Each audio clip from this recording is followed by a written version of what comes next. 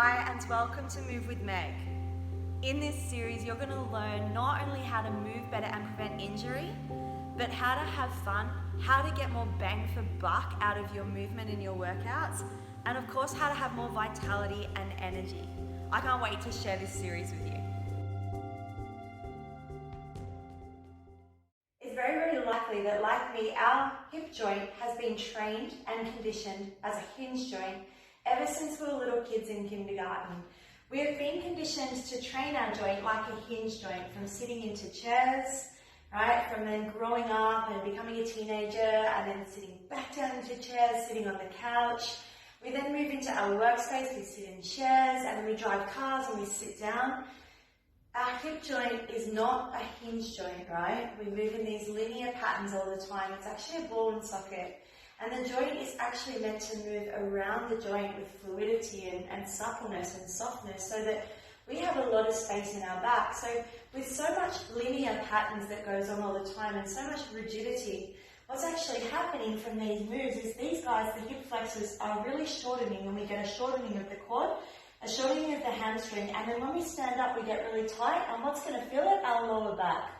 So movement is key to helping our lower back feel strong and stable, and also have some space. So I'm just going to show you one movement today. I'll back this up with a second one in the Move with Meg that I do, because I'm so passionate about this stuff.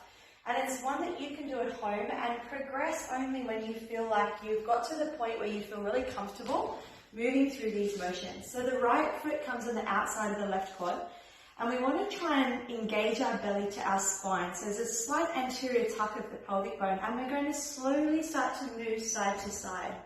So just letting the body lean back, round the spine, and then try to balance the feet up and change direction. So you can put your hands down at any moment, but try to do this with the hands off, so you do have to use your core. So of course we're experiencing an internal and an external rotation of the joint.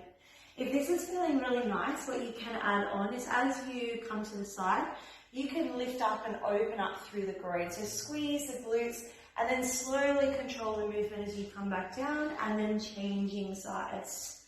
So come up, we thrust the pelvic bone forward, squeeze the glutes, and then slowly come back down. So again, if that feels good, you can always support yourself with your hand as well. So you're welcome to put that hand down into the ground and work in anything that feels nice for you, looking for this just movement away from rigidity. You know, we can get so stuck and stagnant. So it's about taking our time to explore and listen to our body slowly. If you would like a little bit more, as you lift up, you're welcome to balance onto that knee and then slowly bring the other leg forward, almost moving into a bit of a lunge. Take your time as you explore your way back and experience what it's like to just be in space. Rather than rush it, rather than move quick, what can you find as you start to just move into these patterns of just moving through the hips, opening up through the joints, and you just play with what works for you.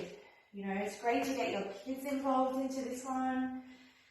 And every time you do it, what you may notice is your hips will find a little bit more space. You'll feel much more supple through your lower back and your lumbar spine. But it's also super playful, and it's something that all of us can do. And it's something that all our hips are definitely capable of.